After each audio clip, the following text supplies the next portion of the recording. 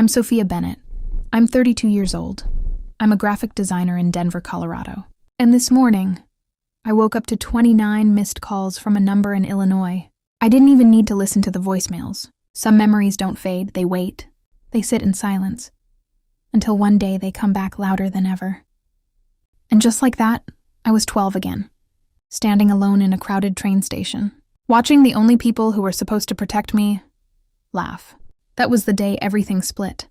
Before and after. Growing up in Willow Creek, Illinois, my family looked perfect from the outside. Nice house, successful business, friendly smiles over backyard fences. We were the kind of family people trusted. But inside, everything was a performance. Love wasn't given, it was earned. And fear was the currency. My mother called everything a lesson. If I cried, I was weak. If I asked for help, I was helpless. If I failed, I deserved punishment. And my father? He didn't stop her. He laughed. Like it was all a game. When I was 8, I asked for new shoes. She left me alone at the mall. 3 hours. No explanation. When they came back, my father joked about winning a bet. That I'd still be sitting there. At 10, I got bullied after a game. They drove me to an empty parking lot and left me there. At night, they came back later with food for themselves. Still laughing. Everything became a test. And I was always the subject, never the child. The only place I felt safe was in my drawings. I sketched escape before I even understood what I needed to escape from. Doors, mountains, freedom. I didn't know it then. But I was trying to draw a way out. Then came the moment that broke everything. A B+ in art, the one thing I loved most, wasn't good enough. That night I heard them whispering. My mother said, "She needs a lesson she'll never forget." My father laughed. He said he'd bet on it. The next morning felt wrong. Too cheerful, too perfect. Pancakes, smiles, a family trip to Chicago. For a second, I believed it meant something good. I was wrong. Union Station was massive, loud, fast, overwhelming. They told me to wait by a pillar. 15 minutes. I nodded, because that's what I had been trained to do. 15 minutes passed. Then 30. Then an hour. Then something inside me started to crack. I had $9. No phone, no plan, just fear. And then I saw their car. Relief hit me like air after drowning. I ran toward the window, waving, smiling. They saw me. They smiled too, but not the way parents do when they've found their child. No, this was different. My mother leaned out the window and shouted, "I bet you can't even find your way home." Then she laughed. My father laughed too, gave me a thumbs up, and drove away. That was the moment everything changed. Not fear, not confusion, clarity.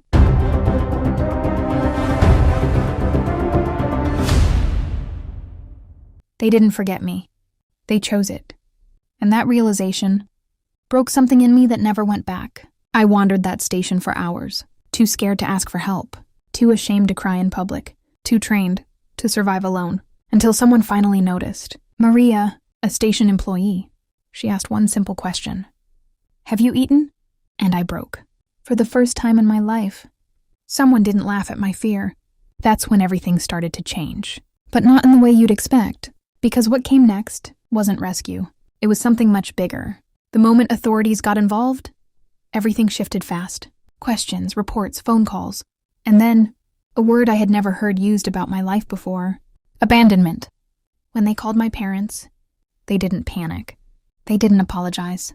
They defended it. It was a lesson. That was the moment adults in the room realized. This wasn't normal. It had never been normal. I didn't go home that night, or ever again. Instead, I met Mark and Laura Bennett. They weren't perfect. They weren't flashy. But they were safe. And for the first time in my life, I didn't feel like a test subject.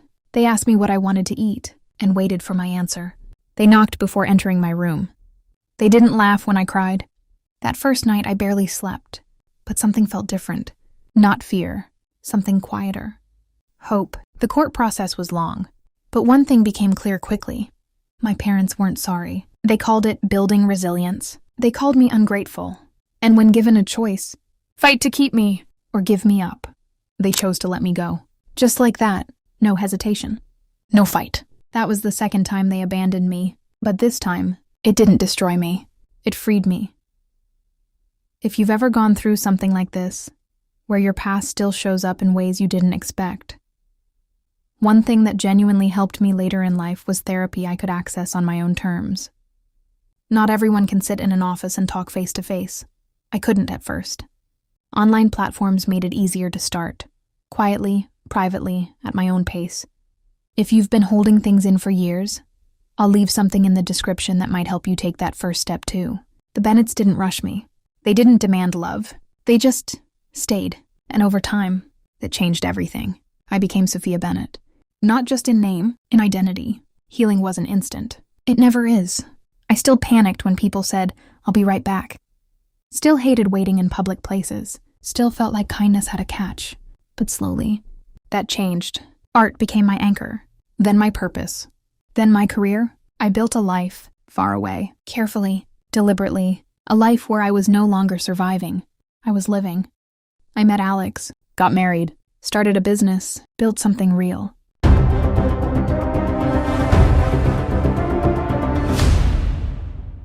All because the truth finally came out. And now, they wanted me back. Not out of love. Out of need. That was the part that hit hardest. They weren't reaching out because they changed. They were reaching out because they had no one left. And suddenly, the past wasn't buried anymore. It was standing right in front of me, asking for something, and I had a choice to make. I didn't go back to forgive them. I went back to finish it. The hospital room was quiet. Too quiet. My father looked smaller. My mother still looked composed. Even now, she said my old name. I corrected her. Once, Sophia. They said they made mistakes. No, a mistake is forgetting something. What they did was a decision. I told them everything. Clearly, without anger. They turned my fear into entertainment. And now, they were living the consequences. No business, no reputation, no daughters beside them. Because truth always catches up. My mother asked for forgiveness. I didn't raise my voice. Didn't argue. I just told her the truth. Forgiveness isn't something you demand when you only come back after losing everything. Then I said the one thing I had carried for 20 years. You bet on whether I could find my way home. I paused. I did. I just didn't come back to yours. That was it. No yelling. No drama. Just clarity. And if you're in a place right now where you're learning to set boundaries, real ones, sometimes the hardest part isn't leaving. It's staying gone. Journaling actually helped me more than I expected. Just getting thoughts out of my head and onto paper. If you've never tried it, I've linked something simple in the description that might help you start. I told them I wouldn't be coming back. Not to help, not to fix, not to pretend. Then I walked out. And for the first time, it felt final. No weight, no guilt, just release. On the flight home, I thought about that 12-year-old girl, alone in a station, believing she had been abandoned because she wasn't worth staying for. She was wrong. She wasn't unwanted. She was just born to people who didn't understand love. And that is a very different thing. Here's the truth no one tells you. Walking away from people who hurt you, even if they're family, isn't cruelty. It's survival.